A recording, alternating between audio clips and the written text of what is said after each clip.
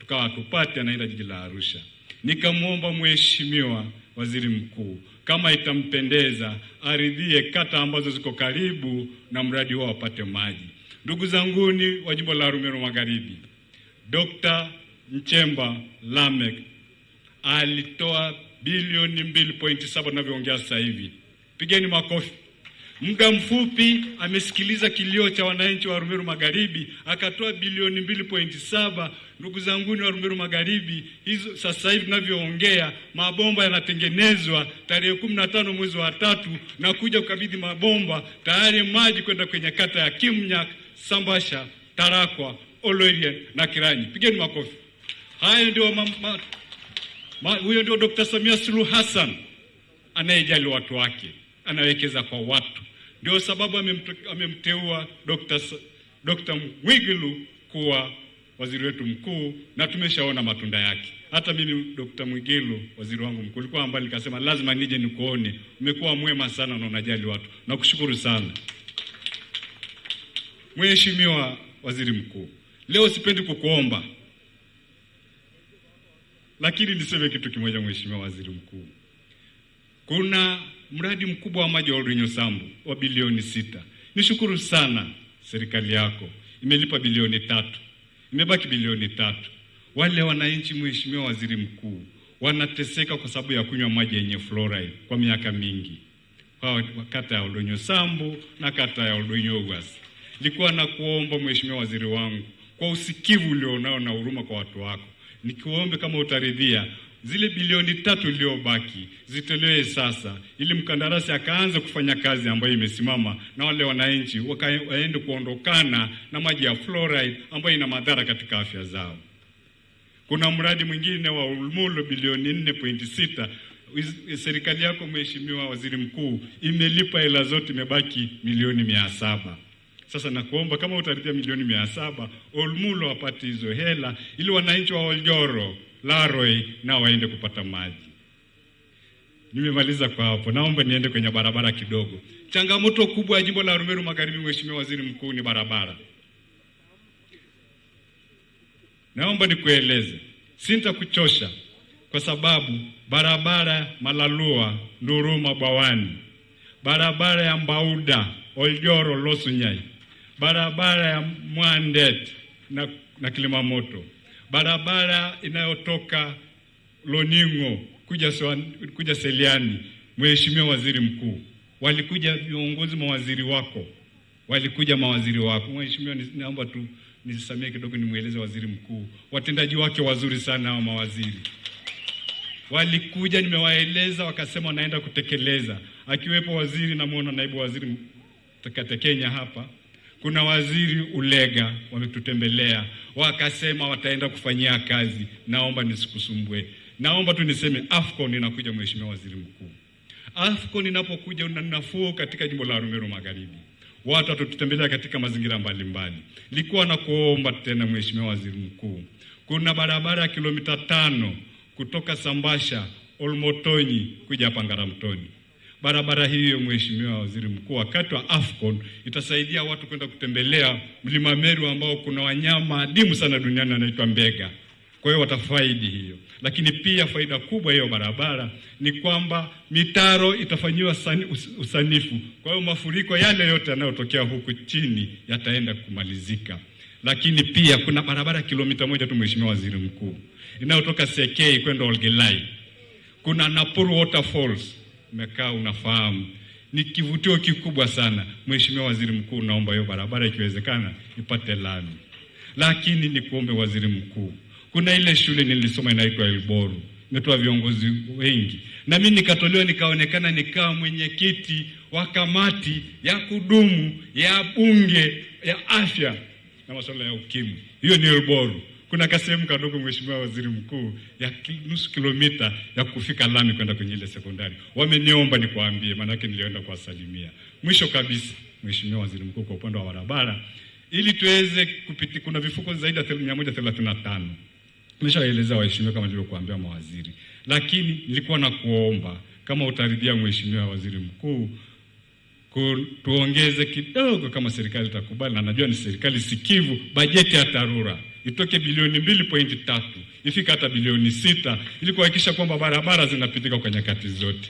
Mwisho Mheshimiwa Waziri Mkuu, kutokana na Afcon Mheshimiwa Waziri Mkuu, kuna hili soko la Ngaramtoni, naomba sasa likatengenezwe liwe soko la kisasa ili wale wananchi wanapokuja waje wafanye shopping huku, wananchi wetu waweze kwenda kufaidi. Mheshimiwa Waziri Mkuu, nakushukuru sana kwa kufika kwetu, na kushukuru tena kurudia kwa usikivu wako. Nikwambie karibu sana jimbo la Arumeru Magharibi. Watu hawa wanakupenda sana na wako tayari kukusikiliza, na Mungu ibariki Afrika, Mungu ibariki Tanzania, na Mungu ibariki jimbo la Arumeru Magharibi. Nakushukuru sana Mheshimiwa Waziri Mkuu. Asante.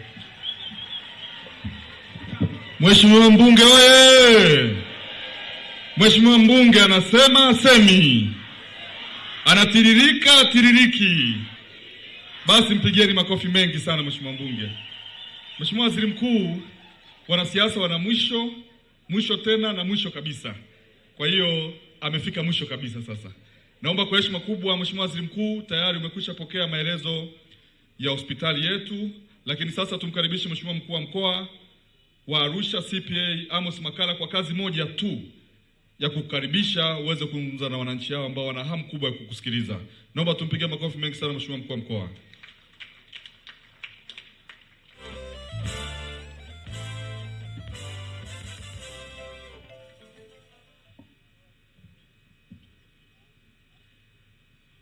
Arusha oye! Nyosha mikono juu. Dr. Samia Suluhu Hassan oye!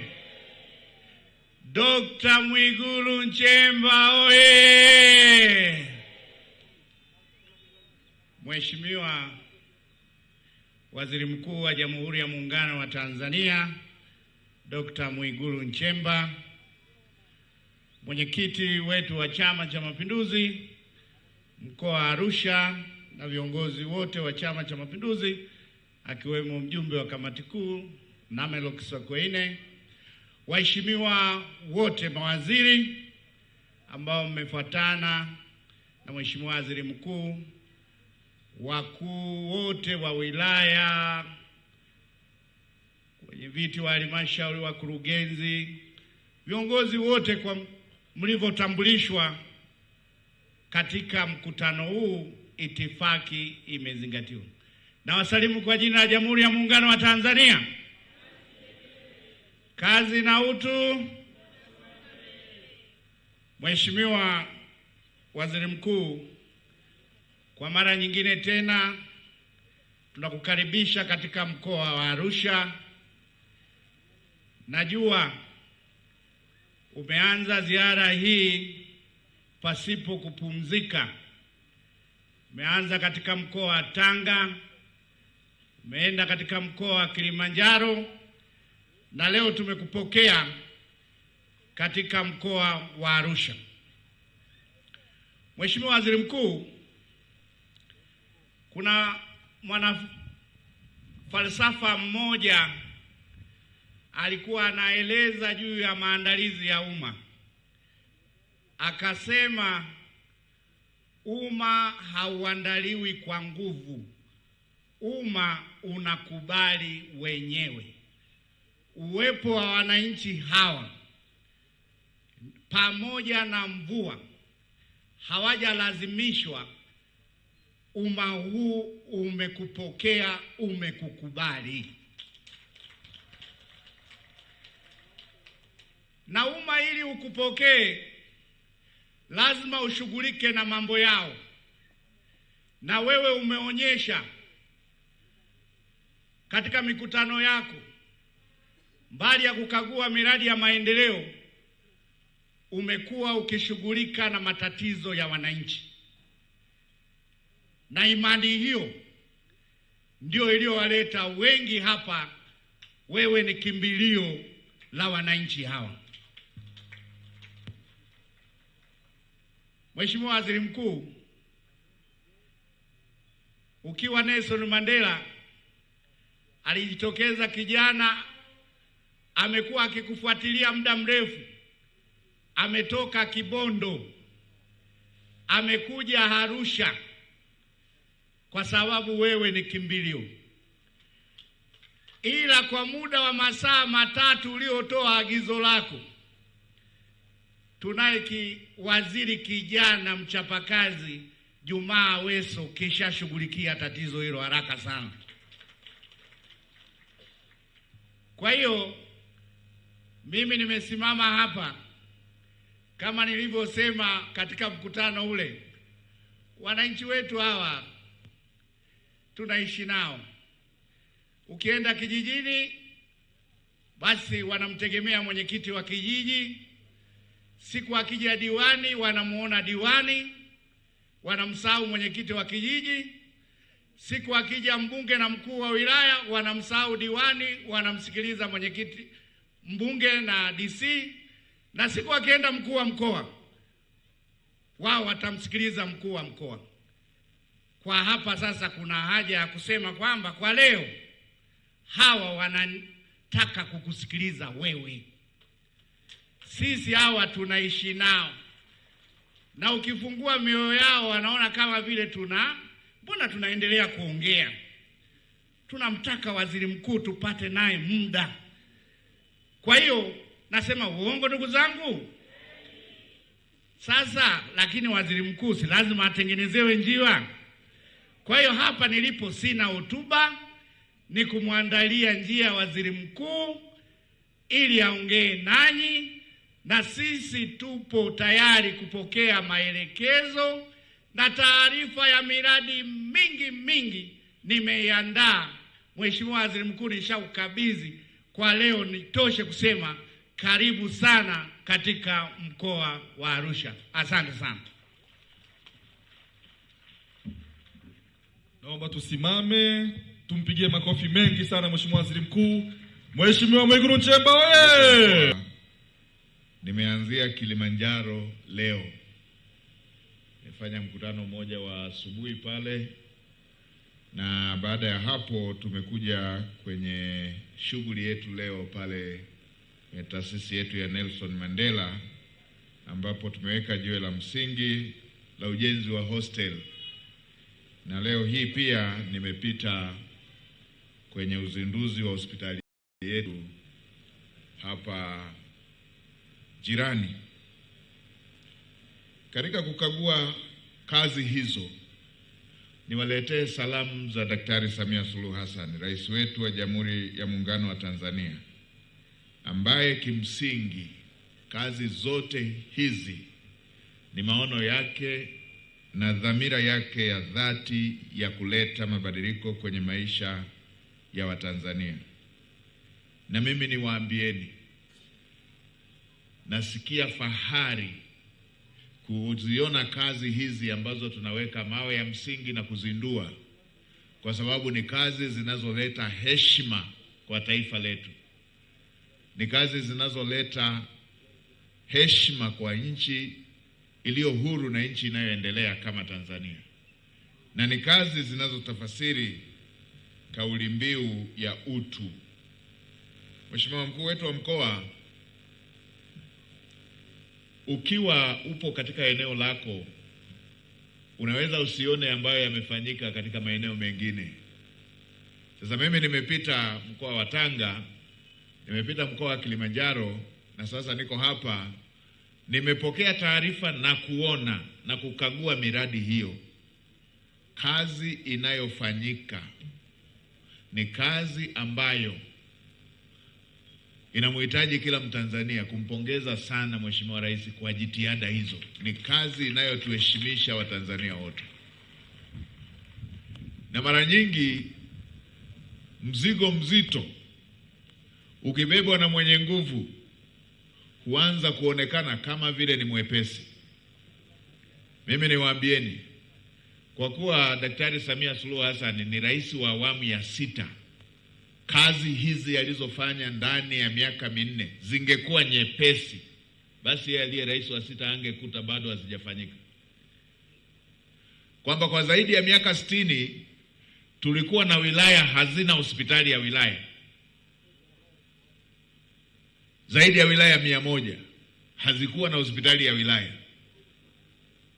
Lakini katika kipindi cha miaka 4 na sehemu, Daktari Samia Suluhu Hassan amejenga hospitali za wilaya 119. Tafasiri yake ni nini? Tafasiri yake, popote pale ambako wananchi walikuwa wanapata mwendo mrefu kufuata huduma ya afya, amewasogezea karibu na pale walipo. Amejenga vituo vya afya 649 ndani ya kipindi cha miaka 4 na sehemu hivi, zikiwemo makao makuu ya tarafa zote za nchi hii. Amejenga zahanati zaidi ya 2700. Ameweka vifaa vya kisasa vya huduma za kiuchunguzi wa afya. Tulikuwa na MRI zipatazo kama 6 nchi nzima. Maana yake uchunguzi wa kibingwa ilikuwa lazima mtu aende Dar es Salaam. Ndani ya kipindi cha miaka takriban 4 na sehemu, ameweka MRI katika hospitali zote za rufaa na zile za kanda. Sasa watu waliokuwa kwenye kanda hawana ulazima wa kwenda Dar es Salaam kufanya vipimo vya MRI. Tulikuwa na CT scan zipatazo 16, 17 kwa nchi nzima. Ndani ya miaka 4 na sehemu, amenunua CT scan 32. Maana yake hospitali zote za mikoa na zote zilizoko katika baadhi ya manispaa zimepata mashine zile za CT scan. Hivyo hivyo na mashine zingine za kiuchunguzi. Yamefanyika hayo kwenye afya, yamefanyika hayo kwenye elimu. Nimepita kuzindua shule moja hapo jana Sia, ambapo kila mkoa una shule moja maalum ya wasichana. Nilikuwa pale kwenye shule ile ya wasichana, nikasema hata mimi na ndugu yangu mbunge tumekuwa tukisema tumesoma shule na hatuweki sekondari, tunasema tumesoma special school. Lakini mabweni yaliyojengwa, madarasa yaliyojengwa na Daktari Samia Suluhu Hassan, ukifika unaweza kwa nchi zingine hicho ni chuo kikuu. Kila mkoa una shule maalum moja ya wasichana. Kila ukanda una shule moja maalum ya wavulana mpya kamili na mabweni na nyumba za walimu. Shule 103 za amali ambazo hizo watoto wetu watatoka na ujuzi ndani ya kipindi cha miaka takriban 4 na sehemu hivyo. Tulikuwa na jambo linaitwa second selection, kwamba watoto wamefaulu ila wanasubiri madarasa. Ndani ya miaka 4 na sehemu, Daktari Samia Suluhu Hassan akajenga madarasa 1079, shule 1300 za sekondari, shule 2800 za msingi.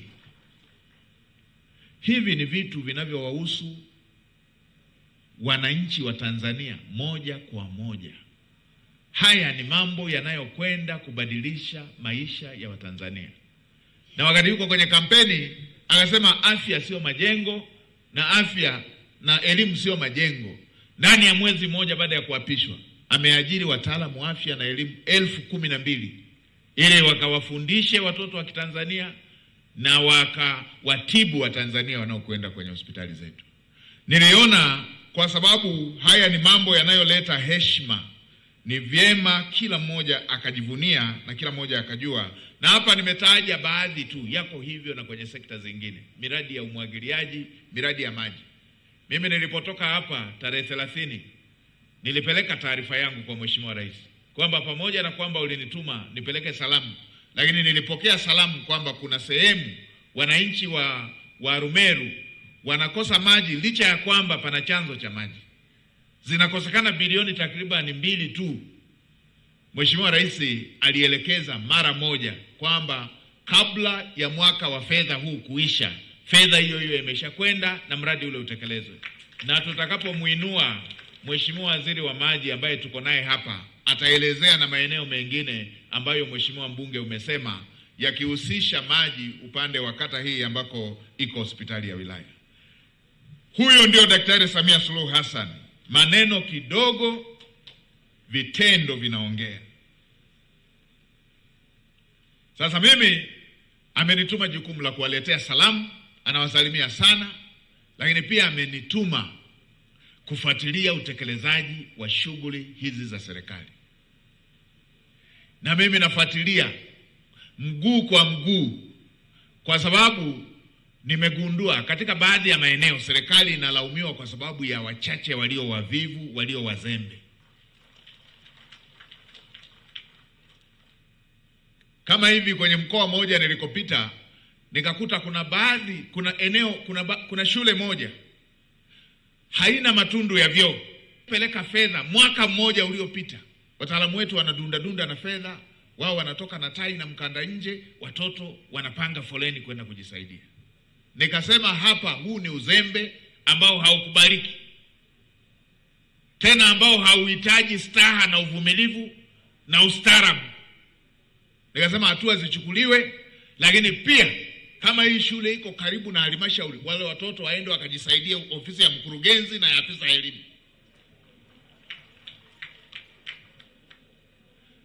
Hatuwezi tukawa na watu wa kupuuza mambo ya msingi ambayo yanawahusu wenzetu. Kwamba fedha imeshapatikana, ina mwaka mmoja, matundu ya vyoo. Na hapo nikasema kuanzia sasa, miezi 6 baada ya bajeti, sitaki kusikia habari ya shule haina matundu ya vyoo. Mambo ya aibu. Nchi ambayo imejenga reli ya kwanza kwa urefu Afrika, ya 5 kwa urefu dunia nzima, bwawa la umeme linalozalisha ziada ya umeme. Nchi imekuwa na ziada ya umeme kuliko nchi zote za Afrika Mashariki na SADC. Tunakuaje tunajadiliana kuna shule ina upungufu wa matundu ya vyoo? Ni uzembe, uvivu, ni kupuza.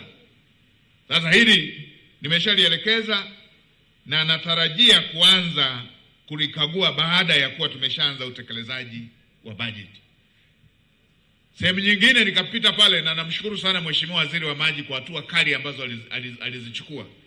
Tukaenda pale moja ya eneo, mkandarasi ameshalipwa mradi wa zaidi ya milioni 900. Mkandarasi ameshalipwa zaidi ya mwaka, anadunda na fedha, wananchi wananunua maji. Kufuatilia, unasema kwa sababu kuna utawala wa sheria tuanze kuchunguza. Tunachunguza nini na fedha tumekupa na mradi hujatekeleza?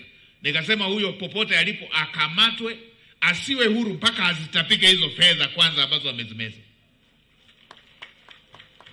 Ndio. Sasa na nimekuja Arusha. Nimesikiliza watu pale Nelson Mandela.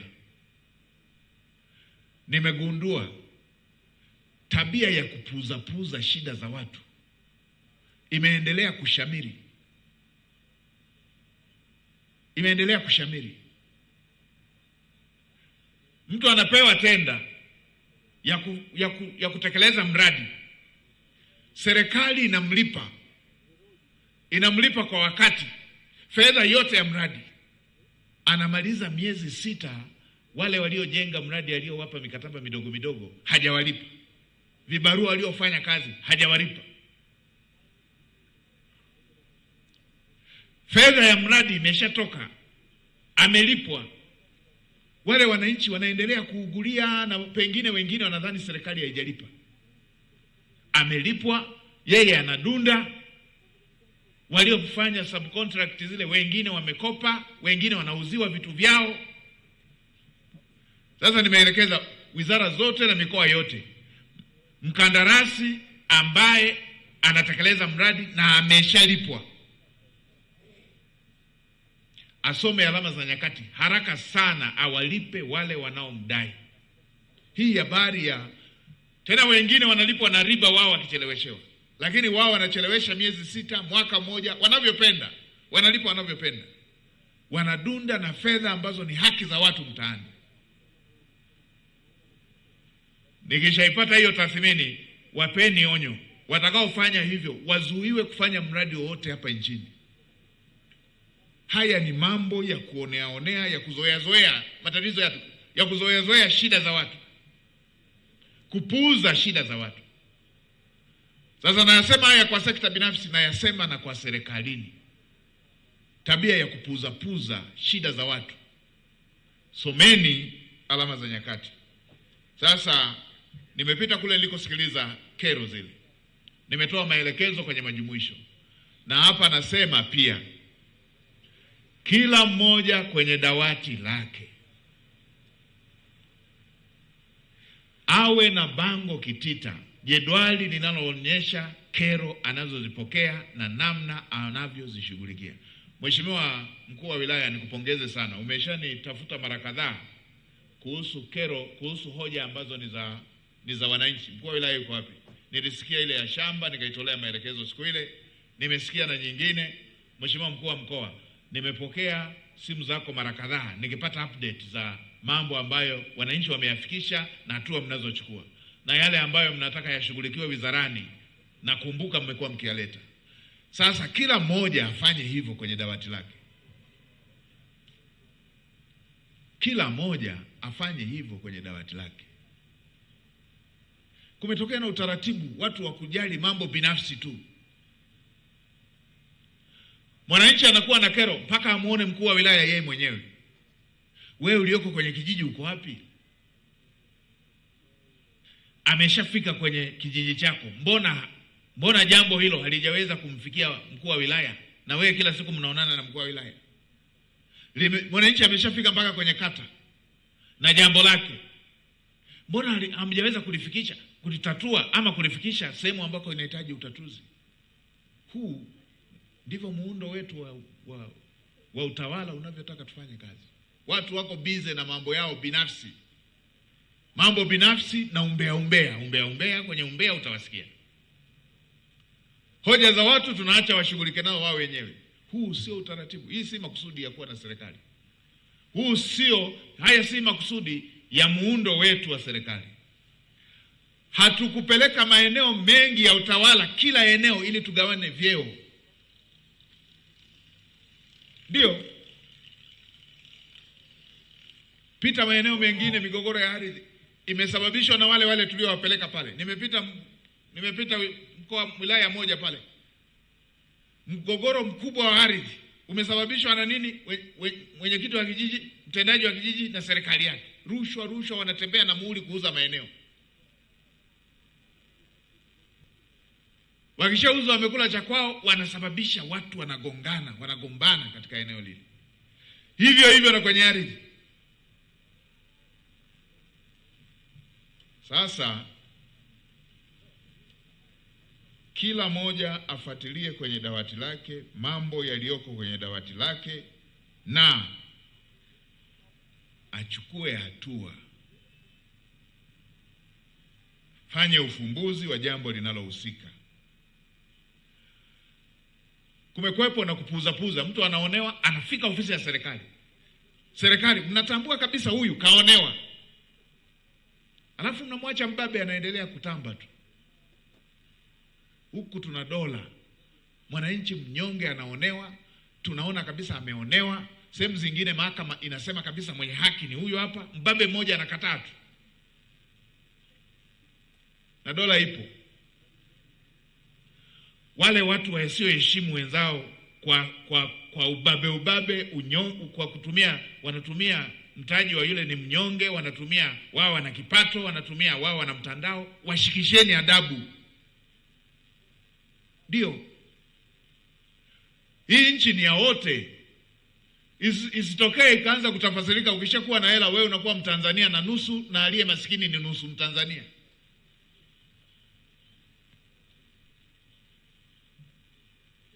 Haya, la mwisho kabla sijaenda kwenye kusikiliza hoja, nimewaona ndugu zangu pale, nitawasikiliza. Nimepita pale hospitalini, nimeona kisehemu kidogo kilichosalia cha kuweka lami. Nimemwelekeza meneja wa TARURA, nenda katangaze mkandarasi hiyo kilomita 1 na takriban nukta ngapi mheshimiwa? Kilomita 1.5. Hatuwezi kukosa fedha ya barabara inayokwenda hospitalini. Mama mjamzito anakaribia kujifungua, aanze kupita kwenye mtikisiko ule, na ni 1.5 kilomita tu. Nenda katangaze, naibu waziri wa fedha huko hapa, katafuteni fedha hiyo ya 1.5 kilomita, kile kipisi kinachokwenda hospitalini kimaliziwe. Meneja uko wapi? Na nimesema hii haihitaji kuanza mchakato wa kuandikiana, kuomba ruhusa sijui hapa na pale, pita huku nenda huku. Ndio ruhusa hiyo nimeshatoa hivyo. Tafuta mkandarasi aanze kazi. Rasi yuko hapa, andika maombi maalum ya hospitali, kipisi kile pale. Nakala mpatie waziri, naibu waziri, mkishapata hiyo na mimi niipate. Ipatikane hiyo pale patengenezwe. Tuokoe maisha ya Watanzania wanaokwenda kutibiwa katika eneo lile pale. Lakini nimeambiwa pia habari ya uzio. Tumekubaliana ili mkuu wa mkoa unalimudu mapato ya ndani, tengenezeni uzio pale. Hilo nadhani liko ndani ya uwezo wenu na lifanyike. Tumepokea hoja ya bilioni 3 za mradi wa maji kama ambavyo tulifanya kwenye kile kilichopita. Mheshimiwa Waziri ameshapokea, atakapotoa salamu atasema anajipanga nalo vipi. Lakini barabara hii nimeridhishwa na kazi inayoendelea, hii ya Ngaramtoni kwenda mpaka kule Mianzini, ili iweze kutoa njia mbadala, ili kupunguza foleni, ili kuchochea uchumi. Mkandarasi aendelee na hiyo kazi. Nimeambiwa sasa kazi imeshafanyika zaidi ya 53%, tuendelee nayo ili tuweze kuimalizia. Tuna hili jambo la soko, swala la soko. Daktari Samia Suluhu Hassan ameelekeza kuanzia bajeti inayokuja, tunataka miundombinu ya masoko tutaongeza 5% kwenye ile iliyokuwa 442, tunaongeza 5 iwe 5,442. 5 ile iende kwenye kujenga miundombinu ya masoko. Kwa hiyo na hili soko lenu hapa wekeni kwenye kipaumbele, kwenye hayo makusanyo tupeleke tujenge soko letu. Lakini pia tuyapitie masoko yote. Kama nilivyosema kwenye swala la matundu ya vyoo, hivyo hivyo na kwenye maeneo ya kufanyia kazi.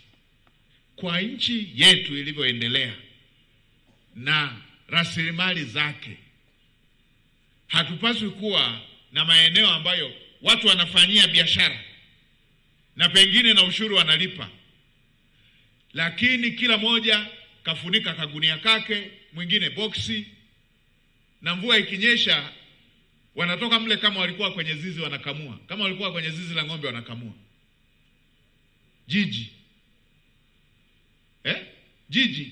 Jiji soko liwe kama zizi la ng'ombe.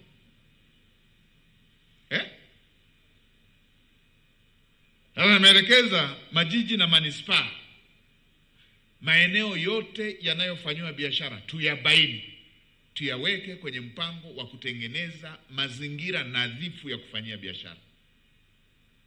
Yawe na paa nadhifu. Mambo mengine ni kuzoea matatizo tu. Yaani huwezi kunaambia kwenye jiji kama hapa kwamba wanakosa nguzo za kuinua juu na kuweka kenchi juu na kuweka sakafu, mpaka tukaacha kila mmoja ameweka gunia, mwingine ameweka mfuko wa nini ile ya sulfate, mwingine kaweka maboksi, chini tope kama lazizi.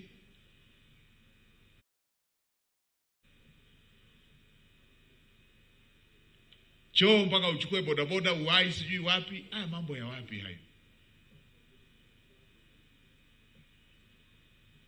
Sasa tuyabainishe maeneo yote, hata yale maeneo ya muda. Kuna utaratibu TANROADS wanatoa maeneo ya muda, wananchi wanafanyia shughuli, yawe nadhifu mpaka pale yanawekwa mazingira ya kuhamishika. Mbona hapa tuna jambo linalohamishika? Weka nguzo mpaka juu, weka kenchi inaweza kuhamishika. Watu wafanye biashara katika maeneo nadhifu.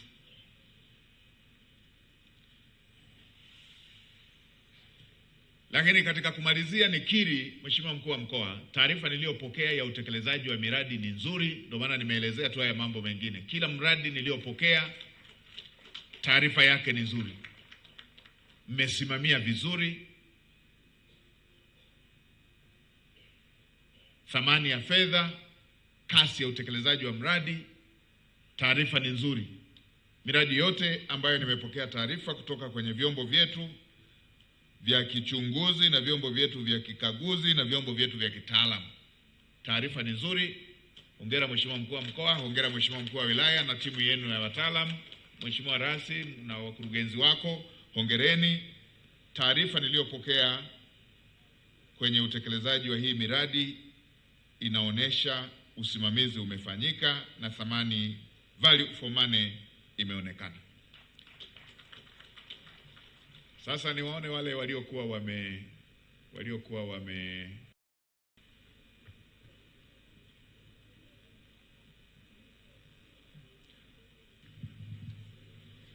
Shikamoo Mheshimiwa.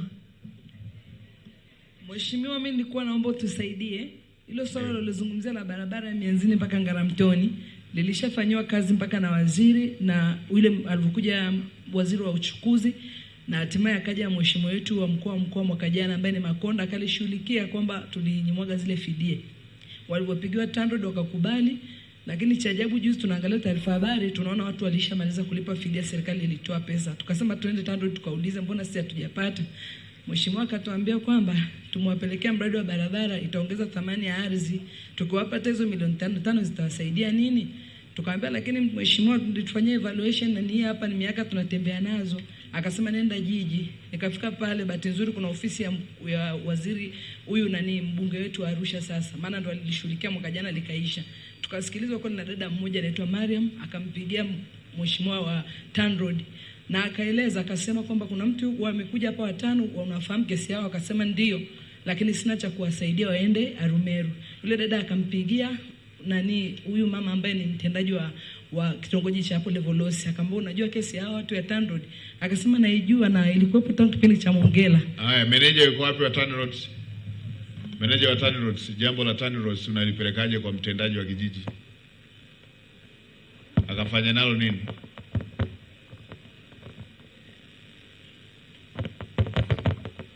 Mheshimiwa Waziri Mkuu, naomba nitoe taarifa fupi ya barabara ya Mianzini Ngaramtoni. Barabara hii ilikuwa chini ya halmashauri ya Arusha DC na mwaka 2018 ndio ililetwa TANROADS kwa ajili ya kusimamia ujenzi.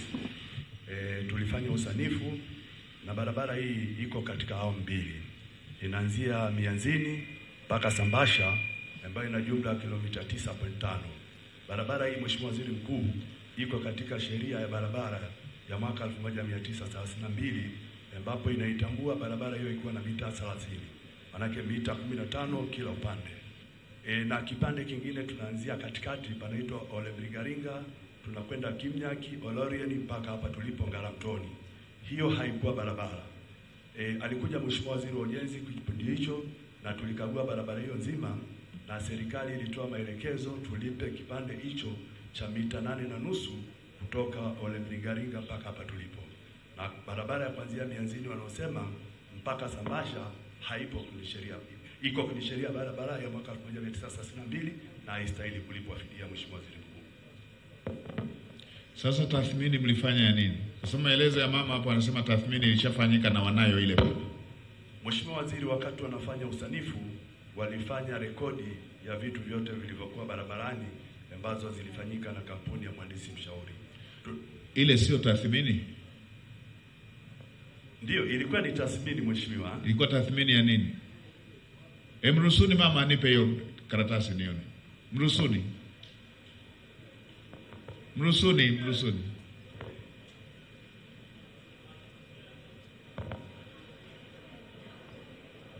Hii sio tathmini. Mheshimiwa Waziri Mkuu, tathmini katika masuala ya uthamini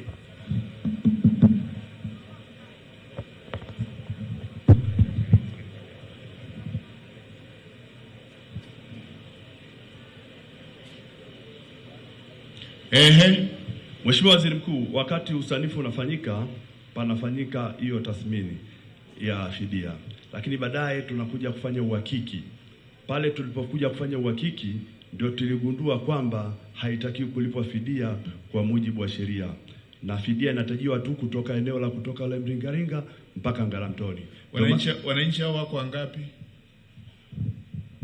Mko wangapi? Wananchi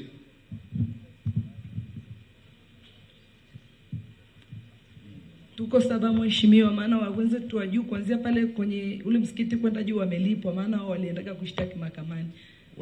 Kwa kabaki wale 7. Wakabaki hao chini mpaka pale lami, ambapo hata ukipita sasa hivi wakati unaondoka angalia tu utaiona ndo barabara imeanzia pale. Meneja hawa, Mheshimiwa Waziri huko hapa. Hebu kaa na Mheshimiwa Waziri hapa. Mheshimiwa Waziri, hebu lichukue hili. Mheshimiwa Waziri wa Ujenzi, hebu lichukue hili. Sasa meneja bwana, unatuambia habari ya mwaka 1932. Ulikuwepo wewe?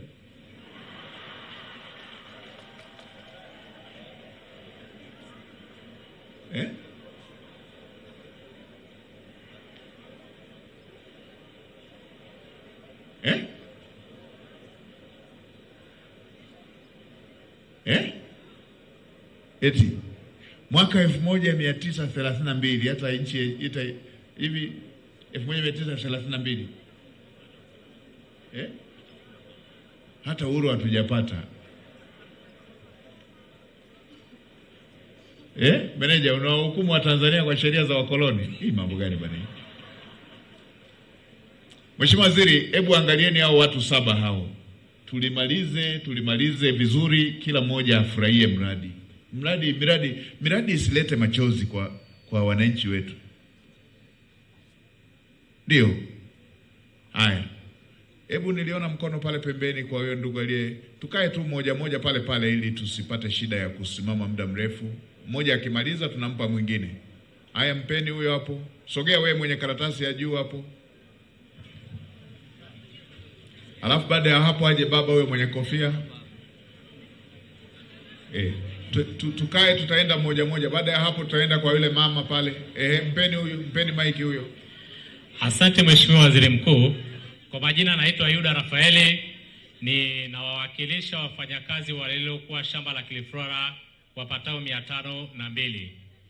Mheshimiwa Waziri Mkuu, shamba lile la Kiliflora lilichukuliwa na serikali mwaka 2020, na baada ya hapo tarehe 5 mwezi wa 3 mwaka 2023, Mheshimiwa Rais Dr. Samia Suluhu Hassan akiwa katika ziara yake ya kikazi wilaya ya Rumeru katika mji mdogo wa Usariva alituahidi kwamba wafanyakazi wote 503 tungelipwa mafao yetu, lakini mpaka sasa hivi Mheshimiwa Waziri Mkuu hatujalipwa. Yapata miaka 3 sasa toka alipotoa ahadi ya kulipwa kwa wale wafanyakazi 503. Asante, naomba kuwasilisha. Asante, na nashukuru. Kwanza nalielewa vizuri sana jambo ili la Kiliflora nalielewa vizuri sana,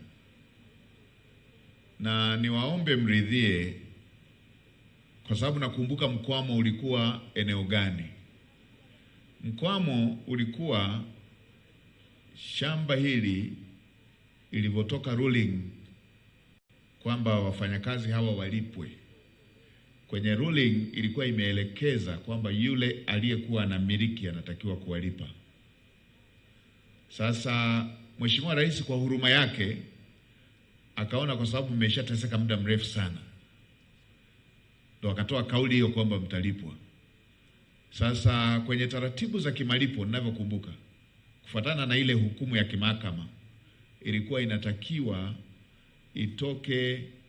itoke ruhusa kutoka kwa mkaguzi na mdhibiti mkuu wa hesabu za serikali, kwa sababu kwenye ukaguzi itakuja kuonekana kwa nini fedha iliyotakiwa kulipwa na huyu serikali imeenda kumlipa. Kwa hiyo naomba utuachie, Mheshimiwa Naibu Waziri wa Mipango na Uwekezaji yupo, wafuatilie ile ruhusa kutoka kwa mdhibiti na mkaguzi mkuu wa hesabu za serikali. Haya ni mambo ya kihesabu ili kuepusha tu mzozo ule wa taasisi hizi ambazo zinajitegemea kama mkaguzi, mdhibiti na mkaguzi mkuu wa hesabu za serikali. Kwa hiyo peana mawasiliano, na mimi nakumbuka nimefanya vikao mara kadhaa kwenye jambo hili, lakini nadhani ilikuwa hatua za mwisho kupata kibali. Kinachosubiriwa ni kibali cha mdhibiti na mkaguzi mkuu wa hesabu za serikali, kwa mujibu wa masuala ya kisheria, kwamba hukumu ilisema alipe yule, sio serikali. Ukienda tu ukalipa kwenye taratibu za kiuhasibu, hiyo ni audit query. Kwa hiyo nadhani ngoja lifuatiliwe katika hatua hiyo, na kushukuru kwa kulileta. Peana mawasiliano ili naibu waziri akipata mrejesho wa kupatia, unaweza ukatangulia kuwapatia ndugu zako wenzako ambao mko kwenye jambo hilo. Haya, tulisema yule mzee mwenye kofia mpeni, then aje yule mama niliyemruhusu, then mtachagua moja moja hapo aliyenyosha mkono, watu wasipate shida. Mheshimiwa Waziri Mkuu, mimi kwa jina naitwa Geoffrey Samson Ayo, ni mwenyekiti wa kijiji cha Odonyoasi, kata ya Odonyoasi. Ilikuwa na masuala ya maji salama, lakini nashukuru Mungu Mheshimiwa mbunge ameeleza, sina sababu ya kuyarudia. Sawa. Nina kipengele kimoja pale kwenye maji. Kwanza, wataalamu wa maji walipima maeneo ya Odonyosambu na Odonyoasi, wakakuta chini ya ardhi kuna maji, japo nayo yana madini ya fluoride. Sasa kutokana na ukame ulioko katika maeneo yale, tungeomba wataalamu wa maji waende wakapimelia yale maeneo, tuombe lile gari la kuchimba maji ili wananchi waweze kukuza uchumi kwa kuzalisha mazao ya mboga mboga na mazao ya mifugo pia. Hilo ni moja, nashukuru sana. Lakini la pili, Mheshimiwa, katika kijiji changu cha Odonyoasi, kijiji kilijenga sekondari ya kijiji inaitwa Odonyoasi sekondari. Sasa katika sekondari ile, eneo lile alitoshi kufanya ile sekondari iweze kukua zaidi. Sekondari ile ni ya kisasa, na tulitaka ile sekondari iwe na kidato cha 5 na 6, kwa sababu katika maeneo ya kijiji changu cha Odonyoasi kuna sekondari 3. Kata ya Odonyosambu ina sekondari 1, kwa kuna sekondari 4 pale. Zinazalisha wanafunzi wengi sana. Wanapomaliza form 4 wengi wanafaulu, lakini shule za sekondari za form kidato cha 5 na 6 ziko mbali, maana ziko Ngarananyuki wilaya kule na sehemu nyingine inaitwa Mwandeti. Kwa hiyo kuna umbali kiasi fulani. Tungeomba shule ile ikuzwe iweze kuwa na kidato cha 5 na 6, lakini pia kutokana na kwamba eneo lile lidogo na litoshelezi kuwa na viwanja vya michezo, na tunajua watoto pale wanaishi, wanakaa kwenye mabweni pale, wanatakiwa wapate viwanja ili waweze kucheza. Sasa kuna shamba lililoko karibu na hiyo shule. Shamba zamani lilikuwa la Tawiko. Shamba hili ilikuwa zuu miaka ya nyuma kabisa, miaka ya 70 na 80. Kwa bahati mbaya lile shamba lilikuja kutelekezwa pale 2012. Wakaja wataalamu sio wataalamu, haya mashirika ya wanyamapori, wakaja wakauzi lile shamba na kulimilikisha kama shamba la idara ya wanyamapori. Toka mwaka huo mpaka leo hakuna kinachoendelea kwenye lile shamba. Aliendelezwi, wananchi wanapewa, wanalimalima kwa kukodishiwa, lakini kibaya zaidi hakuna control number ya serikali inayotumwa zile hela zielekezwe kwenye mfuko wa serikali au wa idara hiyo. Matokeo yake watu wanatoa hela eka 1,070, 1,050 zinaingia kwenye mifuko ya watu. Sasa hatujui kutaratibu. Tukawa tunaliomba lile shamba likato sehemu fulani inayopakana na eneo la sekondari hiyo, ili lile eneo lijengwe viwanja vya shule na kile kidato cha 5 na 6. Lakini sambamba na hilo, Mheshimiwa Waziri Mkuu,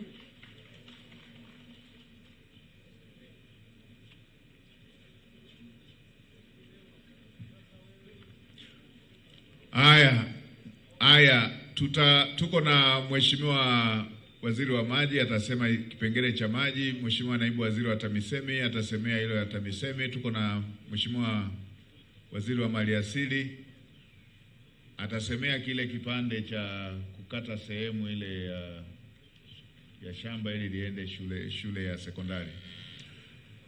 Haya, mlioko huko chagueni moja moja, watu wasipate shida. Chagueni moja moja. Ndio watakuja na hapo. Mwenye mic ukitoka hapo wape na hao hapo moja moja. Mheshimiwa Waziri Mkuu, na ngoja nitoe na tangazo moja Kwa wale ambao hoja yao imeandikwa, wala usipate shida ya kulazimika kuielezea. Kama imeandikwa, naona kuna watu wenye bahasha. Wale ambao hoja zao ziko kwenye bahasha, songa mbele, njoo upande huu huku, onana na makatibu. Kama hoja yako iko kwenye bahasha, nimekuona wewe una bahasha, sogeeni upande huu huku, ikabidhi, lakini hakikisha umeweka namba ya simu ili wakitaka ufafanuzi waweze kukupata. Sogeeni upande ule pale kwa makatibu. Wote ambao hoja zenu ziko kwenye bahasha, hakikisha hiyo hoja umeweka namba ya simu. Tutafuatilia moja baada ya lingine, na mimi mwenyewe nitapata taarifa ikiwa na namba ya simu, hoja na mshauri wa hatua za kuchukua. Tutachukua hatua zote. Kwa wale ambao hoja zenu zimeandikwa, ziko kwenye karatasi, nendeni pale kwa makatibu. Ili pia tuende sambamba, by saa 11:30 waheshimiwa mawaziri wajibu, ili tuwahi muda wa ibada.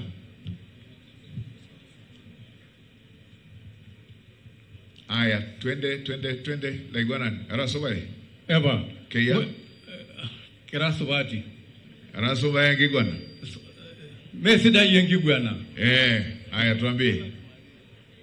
Mheshimiwa Waziri Mkuu, kwa majina mimi naitwa Lota Olemesoviro Jacob, natoka kijiji cha Mbuyuni, kata ya Oljoro, halmashauri ya Arusha. Nina mgogoro wa ardhi uliodumu kwa takriban miaka 18. Mheshimiwa Waziri Mkuu, baba yangu ni moja wa wazee waliohamishwa kutoka Monduli pale TMA mwaka 72. Tukaenda kupewa shamba linaloitwa Oljoro Farm Unit namba 18. Mheshimiwa Waziri Mkuu, shamba hilo wazee wamegawana na baba yangu naye akapata kipande. Mheshimiwa Waziri Mkuu, kipande hicho ambayo baba yangu amepewa, kuna wananchi wawili kutoka kijiji cha Orgilai, halmashauri hii ya Arusha, wamekuja wamevamia shamba hilo mwaka 2008. Baba amehangaika nao kwenye vikao vya wazee, ikashindikana. Mimi wakati huo nilikuwa mtumishi, niko Ngorongoro. Baba akaniita akaniambia, angalia hili eneo kwa sababu linakwenda na mimi nimechoka. Kwa hiyo nikafungua shauri la madai 2010, shauri namba 73 2010. Kesi tumeendesha kwenye baraza la ardhi, tukashinda hiyo kesi. Wakakata rufaa mahakama kuu, tukashinda hiyo kesi. Wakakata rufaa mahakama ya rufaa, no.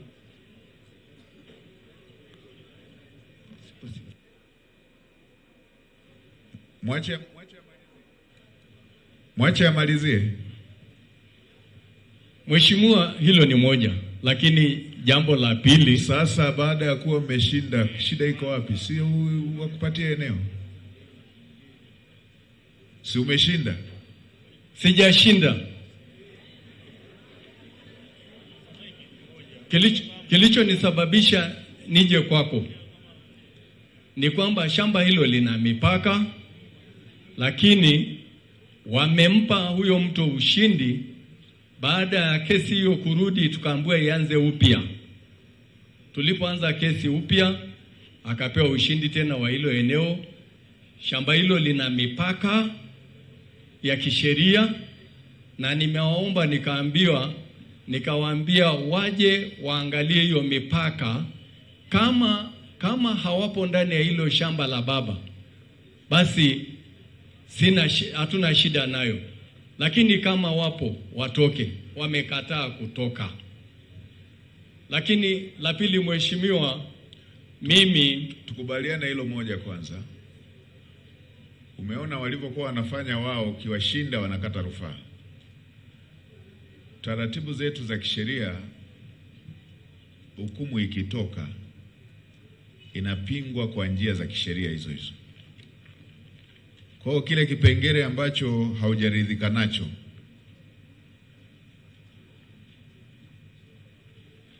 unatakiwa uchukue hatua hiyo ya kisheria, kwa sababu ni hukumu ya kimahakama. Sasa mwanasheria wetu wa mkoa yuko wapi ili atupe ushauri kwenye hili? Mwanasheria wetu wa mkoa yuko wapi? Labda malizia la pili, ukishatoka kumaliza tukupeleke kwa mwanasheria wetu. Ndio hiyo hapo Hebu onana na mwanasheria hapo ili tukusaidie, ili upate msaada wa kisheria. Sema hilo la pili, alafu muone mwanasheria. La pili, mimi nimestaafu kwa mujibu wa sheria katika utumishi wa umma mwaka 2018 na kituo changu cha kazi kilikuwa halmashauri ya Longido. Wakati na staafu halmashauri ya Longido, nilikuwa nadai zaidi ya milioni 65, ikiwa ni posho zangu, stahiki zangu za utumishi, ikiwepo posho ya madaraka na mengine. Mheshimiwa Waziri Mkuu, 2020 halmashauri ilinilipa milioni 40, wakaniambia hizi milioni 25 tukipata pesa tena tutakulipa. Baada ya kukaa kama miaka miwili, hawajaniita kuja kuchukua hilo fao langu lingine. Akabadilishwa mkurugenzi aliyekuwa pale, akaja mkurugenzi mwingine. Huyo mkurugenzi nilipompelekea kwamba naidai halmashauri hii milioni 25, akaniwekea vigisu mbalimbali. Akaniambia, moja, tunataka vyeti vyako kama vimehakikiwa. Mkurugenzi uko wapi wa Longido?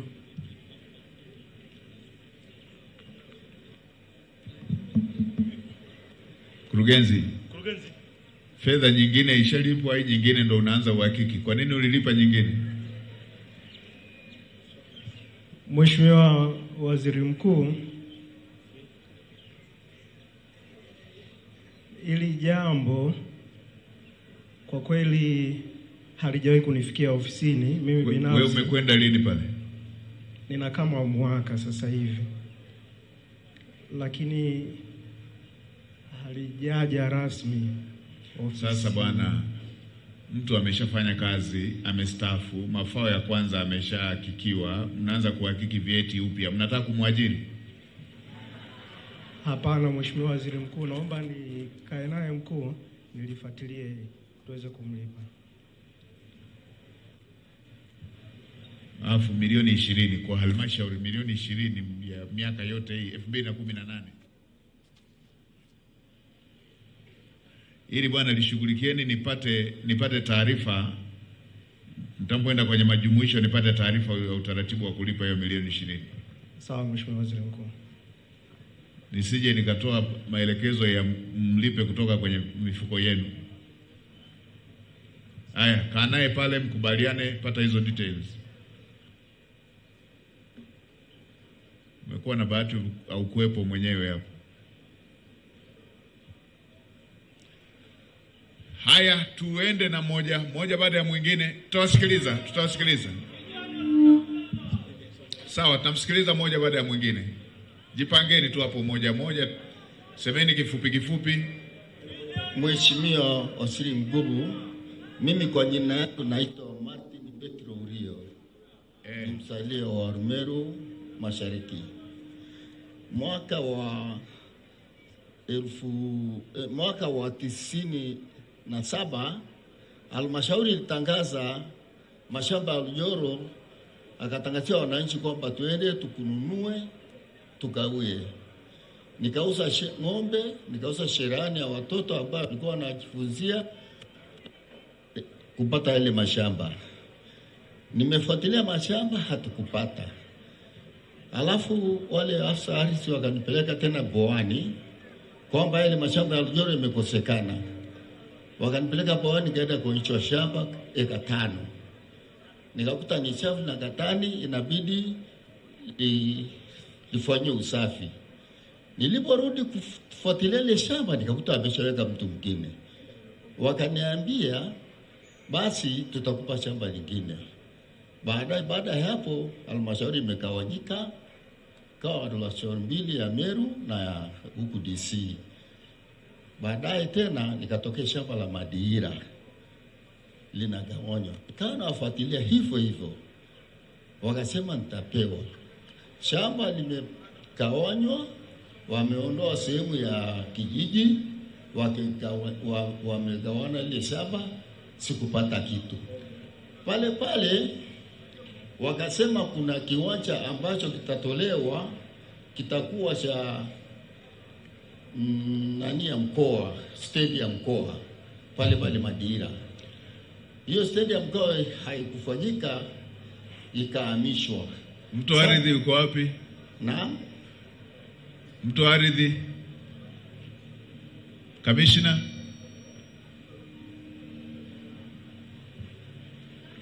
Sogea kwenye mic hapo, msikilize mzee hapo. Mpe majawabu. Mlimpa eneo la kwanza, mkalibadilishia matumizi, mkampa la pili, mmebadili matumizi, la tatu mmebadili mwafaka wa eneo lake ukoje? Nani ana majibu ya hilo jambo? Asante Mheshimiwa Waziri Mkuu. Unatambua jambo la mzee huyo? Jambo la mzee nalitambua. Na sio yeye peke yake Mheshimiwa Waziri Mkuu. Ni kweli kwamba kama alivyoeleza mwananchi, halmashauri kwa miaka 97 ilipewa eneo la serikali kwa maana eneo la Rujoro, ikalipima na kugawa wananchi, lakini changamoto iliyotokea Mheshimiwa Waziri Mkuu ni kwamba wakati halmashauri ilienda kugawa eneo, kuna wananchi walikuwa wamevamia. Kwa wananchi waliokuwa wamepewa ile eneo, walipofika pale walifanywa ufujo kwa wametoka. Kwa halmashauri kama alivyosema kwamba kuna baadhi ya wananchi, halmashauri itafuta eneo kuwafidia katika eneo la Bwawani kwa maana harusi, lakini pia haikutosha Mheshimiwa Waziri Mkuu. Lakini halmashauri kwa kuona hiyo changamoto imeamua kutenga pesa kwa ajili ya kutafuta land bank na kupima ardhi kwa ajili ya kufidia wananchi wote ambao wanaidai. Naomba kuwasilisha Mheshimiwa. Bado sijakuelewa. Mnawapa lini? Katika mwaka wa fedha Mheshimiwa Waziri Mkuu tulitenga milioni 100 kwa ajili ya kutafuta ardhi ya kuwafidia wananchi. Mmeshapata? Bado hatujapata. Sasa mbona mpaka wanauliza kwa nini hamjawaambia na mnawajua? Ni kweli Mheshimiwa Waziri Mkuu, ni swala ambalo linahitaji budget kidogo, kwa sababu mapato yetu ya halmashauri tumeamua kutenga hiyo pesa milioni 100 kwa ajili ya kupata eneo kuendelea kuondoa changamoto. Mheshimiwa, ni kubwa kwa kweli. Wako wangapi? Wako takriban wananchi 204. Kila siku mnavyochelewa ndio gharama inavyopanda. Sahihi Mheshimiwa. Sasa hili bwana liwe na ukomo. Mkuu wa mkoa alifuatilia ili liwe na ukomo, waharakishe wapate hilo eneo la kuwapatia wananchi. Na yule ambaye ameongea kwa niaba ya wenzake, hebu peana mawasiliano uwe nayo. Sawa Mheshimiwa. Kama wana pendekezo la eneo, wanaweza wakawa katika kukaa huko mtaani wakapata taarifa hizo, waweze kuwasaidia. Asante Mheshimiwa. Haya.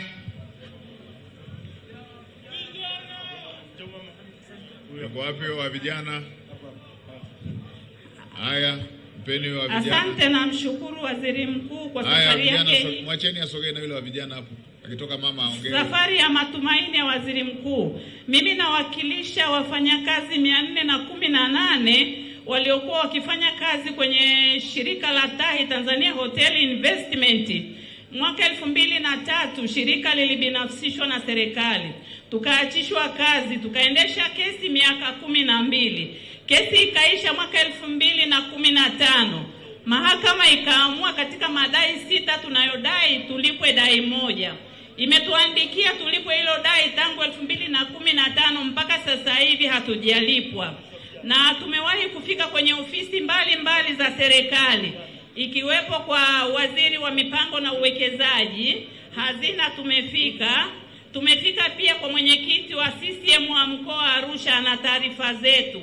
Tuko wafanyakazi 418. Kesi imeisha na tuna certificate of payment ambayo tumeandikiwa tukalipwe, lakini hatujalipwa. Sasa hivi ni mwaka wa 23.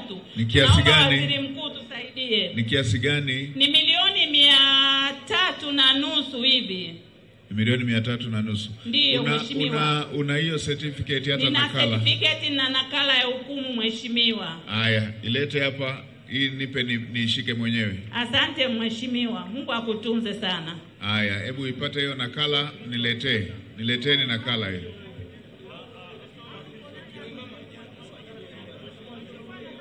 Tumsikilize moja moja. Mpeni yule kijana moja, nilimwambia aje hapo mbele. Yuko wapi huyo mwakilishi? Mleteni mama, na wakati ule mpeni yule wa kijana aseme.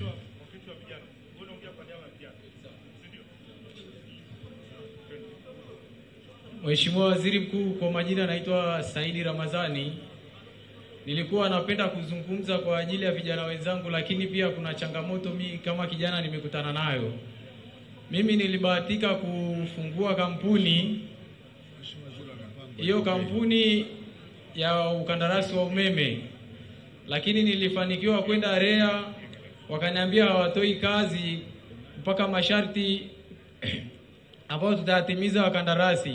Sharti hilo nilienda CRB, nilipofika CRB wakanipa fomu ya kujaza ambayo ilikuwa inanirecommend lazima niwe na usafiri.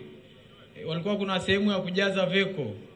Sasa sehemu hiyo mheshimiwa, sisi vijana kama sisi tunaoanza mwanzoni tunashindwa kutimiza hilo lengo, kwa sababu unakuta mtaji wa kununua gari sina, alafu CRB hawezi kutoa leseni bila kuwa na gari. Kwa hiyo nilikuwa naomba Mheshimiwa Waziri Mkuu, ikiwa ni mapenzi yako, kama naweza kusaidika leo na kama itaweza hii katiba kubadilika kidogo, hichi kipengele cha gari CRB wao wanaangalia kwa sisi vijana ambao tunaanza mheshimiwa. Haya, Mheshimiwa Waziri wa ujenzi, ili likoje? Bado yuko kula na fomu niko nayo hapa inayoomba kujaza niliu ya gari, niko nayo hapa fomu. Sasa njoo kwanza, kwa sababu bado anamsikiliza yule mwenzako. Njoo hapa ili tukishamaliza tuone tunakusaidiaje. Kaa sehemu hapa tusubirie.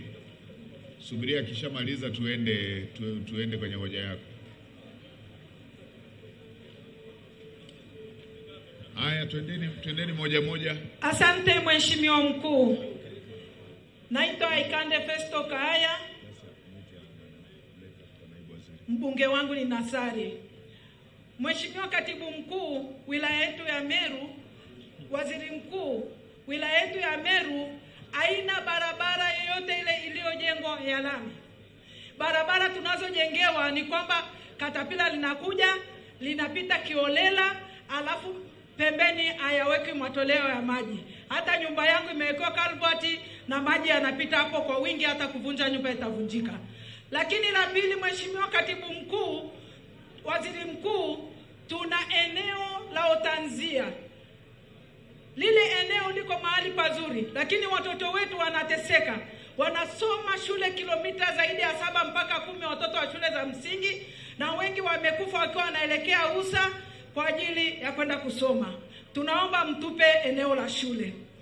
Waziri Mkuu, eneo la shule. Ndio.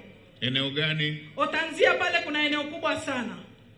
Tunaomba tupewe eneo la shule, na tumehangaika sana tukiwa tunaomba hilo eneo kwa muda mrefu. Haya, mkurugenzi wa halmashauri. La tatu, Mheshimiwa Waziri Mkuu, tungejibu moja moja. ili usipoteze, ili hoja zako zisianguke. La barabara tumeshapokea, mheshimiwa mbunge ameliongelea sana hilo.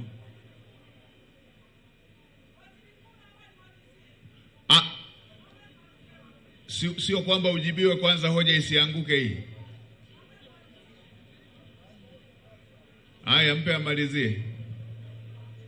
Mheshimiwa Waziri Mkuu, kuna tangi limejengwa sehemu ya Ngong'ongare, tangi kubwa sana.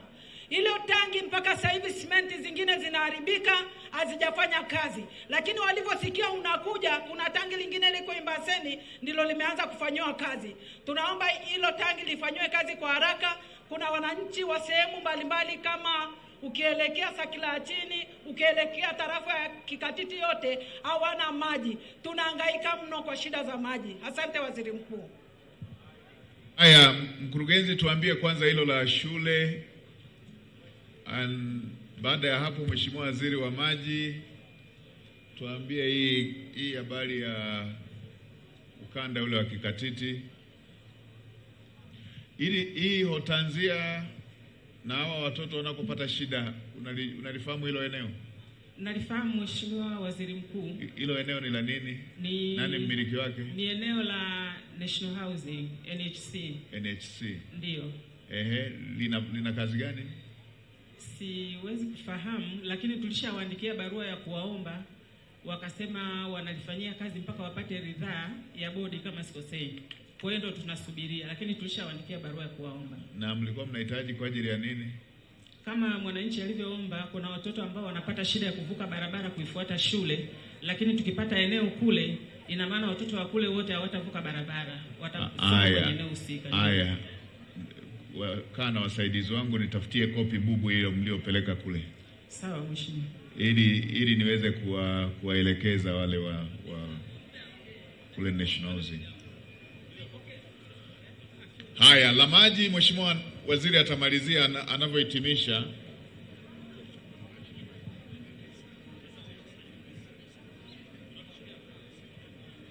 Sawa.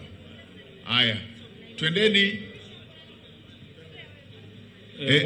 Mheshimiwa Waziri Mkuu, asante. Kwa majina ninaitwa Samir Mohamed Jafari, ni mwakilishi wa vijana kutoka shirika la reli kanda ya Kaskazini Arusha. Mheshimiwa Waziri Mkuu, na matumaini kwamba unafahamu kuwa tangia mwaka 2018 ilikuwepo uzinduzi wa njia kutokea Dar es Salaam kuja mpaka Moshi na kutoka Moshi kuingia hapa Arusha mjini. Mheshimiwa Waziri Mkuu, katika ukarabati wa uzinduzi wa njia hiyo tuliweza kuwa takriban zaidi ya vijana 400 na kwenda juu. Tuliweza kufanya kazi hiyo ya uzinduzi wa hiyo njia kupitia nyakati ngumu sana. Lakini baada ya kuwa tumepeleka ile reli mwishoni mwaka 2020, alikuja waziri mkuu ambaye kipindi hicho alikuwa ni Mheshimiwa Kassim Majaliwa, akatoa tamko kwamba kwa wale wote vijana walioshiriki katika kuzindua hii njia waweze kupewa ajira eneo hili. Badala yake hilo proposal likachukuliwa na kurudishwa katika wizara husika. Wizara hiyo ikatekeleza madai hayo. Lakini wakati wanakuja kuchukua document ambazo ni taarifa halisi za vyeti vilivyokuwa vinadaiwa kwamba ni vigezo halisi vya kuwachukua hao vijana, sisi baadhi ya vijana tulikuwa maeneo mbalimbali kutokana na geographical location ya mazingira ya reli kama unavyofahamu. Wakati wanakusanya vyeti hivyo, sisi hatukuweza kukusanya hivyo vyeti kwa wakati. Mheshimiwa Waziri, badala yake, baada ya kuwa wamerudisha vile vyeti, wamepeleka vyeti wakaleta mikataba ambayo ni mikataba iliyobeba stahiki kwa kila mfanyakazi. Tukaambiwa sisi wengine kwamba vyeti vyenu ndio vimechukuliwa, tunaenda kufanya process ili na nyie muweze kurudishiwa majibu, muwe kama wenzenu. Mheshimiwa Waziri, tumeenda na swala hilo, mwezi ukapita, miaka ikapita, tukaanza kwenda kufuatilia ofisi kuu kamata Dar es Salaam. Tukawa tunapewa majibu tofauti Mwisho wa siku, wakati huo mimi nilikuwa katika genge la kazi, eneo la kazi station ya Same. Hali iliposhindikana kaenda kwa mkuu wa wilaya, nikatoa taarifa hizo. Taarifa hizo wakazipeleka kwa CEO akasema ukusanye tena vyeti. Tukakusanya hivyo vyeti mheshimiwa, vikapelekwa Dar es Salaam. Wakakataa kufanya mabadiliko kwa sisi vijana ambao tulibaki. Mheshimiwa Waziri, mpaka sasa hivi kilichofanyika ni kwamba umetuletea barua ya kwamba sasa hivi nyie shirika lina utaratibu mwingine, kazi ishie hapa.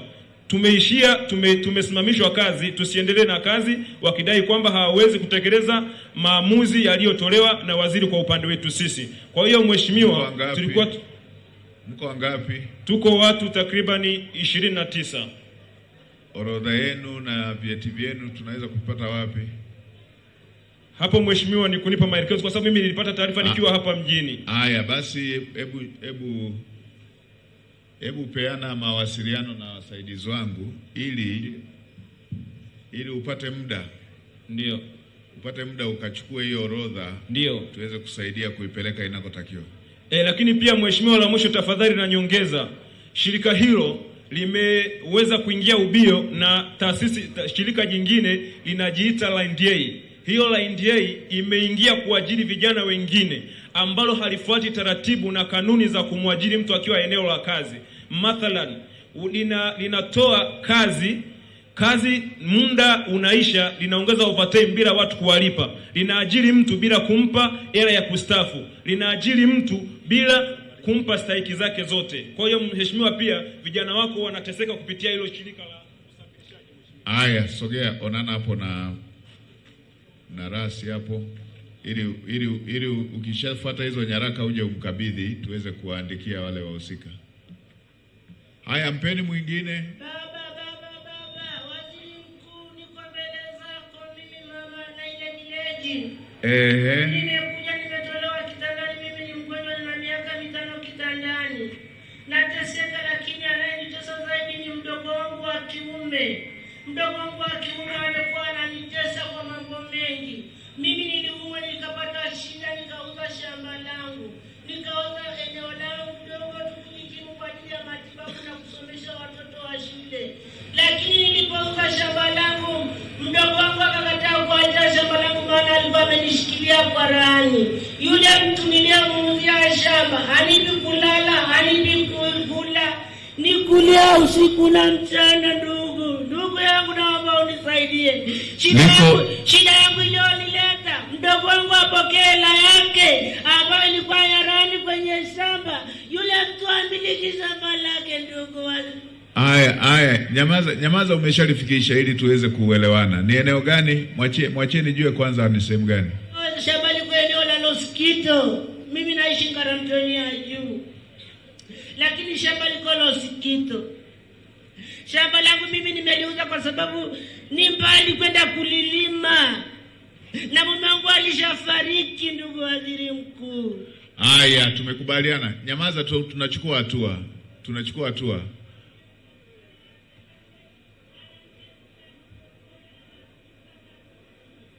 Anadai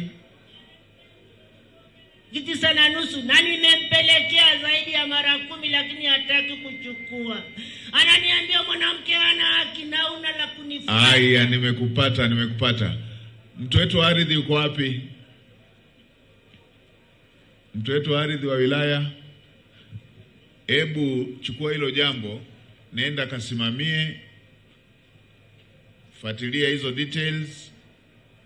Mama ana eneo lake, ameshauza, anapata shida, hana mpango wa kulilima shamba lile, na yule anadai 1,000,000 na laki ngapi anayodai arudishiwe.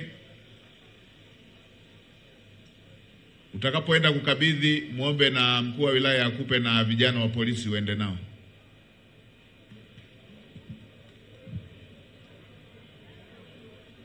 Haya, mpeni mwingine.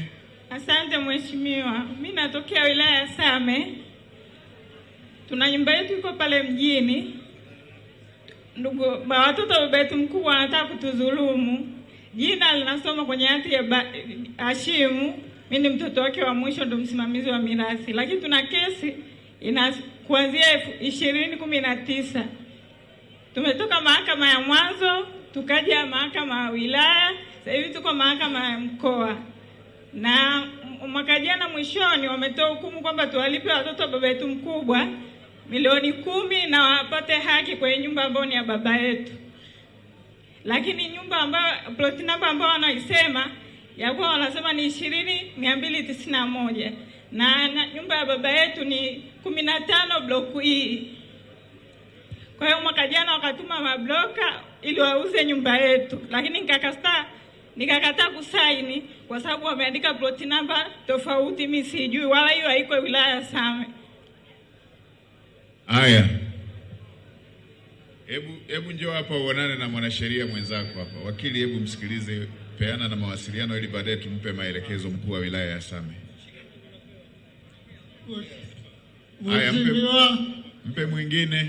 Wasifiwa Daktari Ikulu Chemba, waziri anatoa Elisha Fabian Shalua, natokea Saikida, mimi ni mlemavu wa miguu. Haya. Na pia Haya, ngoja nikuelekeze kwa msaidizi. Katibu, muone huyo, ongea naye uone hitaji lake ni nini. Haya, huyo hapo katibu akusikilize. Shalua wa Kinalilia. Sema Shalua. Haya, katibu msikilize. Msikilize huyo tujue hitaji lake. Mheshimiwa, sasa kitu kimoja ni waombe, kwa sababu kwa mujibu wa taratibu zetu za mikutano bado tuna dakika 15 na tunatamani kabla ya wenzetu kuja na uhitaji wa kushusha bendera ya taifa na ya Jumuiya ya Afrika Mashariki tuwe tunamalizia. Ni waombe wale ambao hoja yao inaweza ikaandikwa, wale ambao wana bahasha wakae hapo pembeni. Nitawaelekeza utaratibu. Kesho nitakuwa na mawaziri kusikiliza hizo hoja pale ofisi ya katibu tawala. Wakati mimi naenda Longido, nitaacha baadhi ya mawaziri kwa ajili ya kuwasikiliza. Kwa hiyo kwa wale wengine ambao huenda tusipate muda wote wa kuongea, hakikisheni kaeni pale pembeni kwa makatibu muandike. Kesho muende ofisi ya katibu tawala kwa rasi, kutakuwa na mawaziri mahususi kwa ajili ya kusikiliza hizi hoja. Jamani, si mnanipata vizuri? Kwa sababu dakika 15 tukigawanya hata dakika moja kwa idadi yenu pale bado hatutasikiliza hoja hizi. Sasa tusije tukapoteza hiyo fursa. Mpe yule anayeongea, halafu mmoja ambaye ana jambo la dharura sana. Haya, mpe huyo. Wakati huyo anaongea wengine andikeni, tutawasikiliza wote. Mheshimiwa, kila siku asubuhi lisaa lizima natumia kuongea na watu. Waulizieni wale ambako natumia 1 hour kabla sijaanza mikutano mingine, naongea na mtu mmoja. Kwa hiyo mmoja aandike pale, andikeni jina, namba ya simu na hoja. Tutaongea na mmoja kwa sababu dakika zimeshaenda, na hapa natamani waziri wa maji aseme kuhusu lile la maji. Mheshimiwa Waziri Mkuu, nikushukuru kwa nafasi niliyoipata. Mimi ni mchimbaji mdogo wa madini Mirerani. Nilisogezwa kwenye eneo la ukuta mita 200. Sasa eneo langu lilikuwa nimechimba liko kwenye mita 50. Nikapelekwa kule mbele kwa ajili ya kuchimba. Nikawaomba wanipe fidia ya kazi nilikuwa nimeifanya pale. Tukaanza kwenda kuweka utaratibu wa kwenda kulipwa mali